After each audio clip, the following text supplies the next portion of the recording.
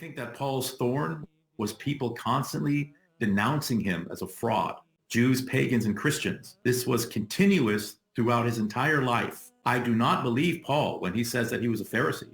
And I certainly don't believe Luke, who claimed that Paul was a student of Gamaliel. After years of contemplating this issue, I have come to lean towards the position that Paul was basically a charlatan. Paul was a self-aggrandizing, mean-spirited deceiver, a con man, basically, a snake oil salesman who would say just about anything to get fame and wealth. He wanted desperately to make a name for himself. He was a prototype of the televangelist swindlers, deceived their gullible audiences for fame and money. I mean, just from the subtext of 1 Corinthians, I think it's very clear that the Corinthians were seriously questioning his apostolic pedigree, legitimacy. He says, am I not an apostle? Have I not seen our Lord? This is my defense to those who would question my authority. I think there are several reasons why people suspected Paul. For one thing, Paul deliberately misquoted the Torah to advance his theology, right?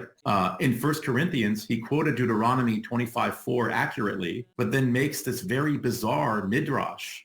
He says, it is written, you shall not muzzle an ox while it is treading out the grain. So what he means by this is that you should all pay me money for what I have done for you. He says in 1 Corinthians 9:11, if we have sown spiritual seed among you, is it too much if we reap a material harvest from you? I mean, just watch these popular preachers and televangelists. The New Testament Jesus actually said it was easier for a camel to pass through the eye of a needle than for a rich man to enter paradise. But if you listen to these preachers, they say, sow that seed and reap that harvest, paraphrasing Paul, all the time. In other words, pay me money. So I think that the so-called Ebionites, who were really the early Jamesonian Nazarenes, and Ebionites is a pejorative term, I think that they were onto something about Paul. He was a deceiver and an apostate. In 1 Corinthians 9, Paul tells the Corinthians, collect the money, and when I get there, I'll give it to the poor saints in Jerusalem.